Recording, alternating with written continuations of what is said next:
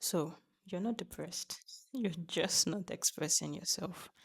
And that is why you're feeling so down.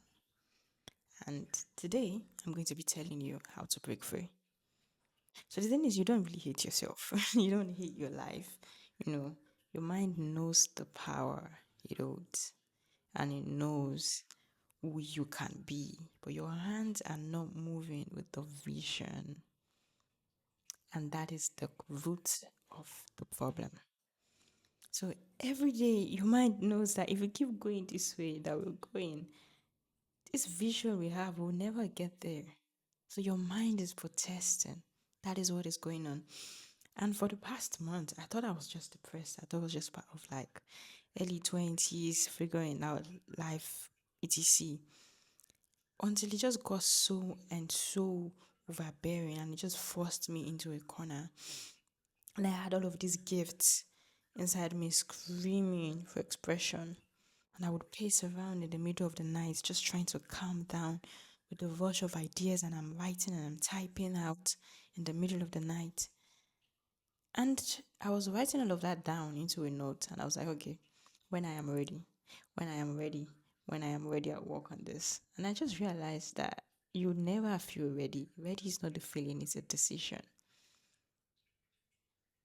And I thought I had to be somewhere, when I get to another environment. Boy, I was talking to my friend today and he literally mentioned the exact same thing. He's also been pacing around in his room with all of the ideas in his head and it won't leave him alone. And then I realized that what we were feeling is some sort of mental agony caused by the repression of the gifts and talents inside of us.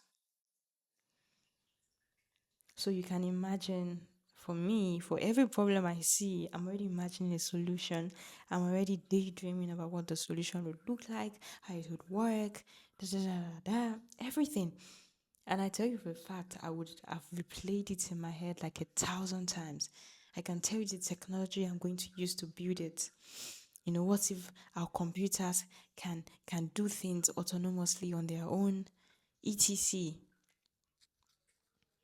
And I have seen it exist. And it was fighting me to get out. But I think I was definitely some sort of a fool to think I had a choice, that I could just keep it repressed until when I was ready and I could go around life acting like it did not exist. Of course, I got depressed. I felt like I had seen this future in my mind and then I was still living in the past. So the thing is, you won't find peace until you heed to your calling. It will torture you. It will eat deep and deep into your soul until you let it out. You were meant to contribute to life. You're not just meant to consume. You're meant to be a creator. And when you don't create, your mind will turn against you. Your brain is too powerful. Our brains are too powerful to be focused on only us. All of that brain power, processing power, focused on just you and your life. No, you need to be committed to something that is larger than life itself. You need something that would stress your brain out in a positive way, something that would attempt to break every sense of reality you have and force you to grow in so many ways.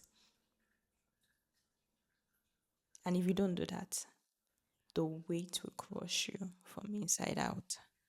So you're not depressed. You're just not creating life. And your mind is protesting. Because creation is not a choice, it's a debt. And the torture won't stop until the work begins. So, so stop trying to heal. Stop trying to feel ready. Stop trying to feel motivated. Stop it. You're okay as you are. And your healing will be in the journey. It's not going to find you where you are. You have to move. So you're not depressed. You're just too full. And now it's time to pause.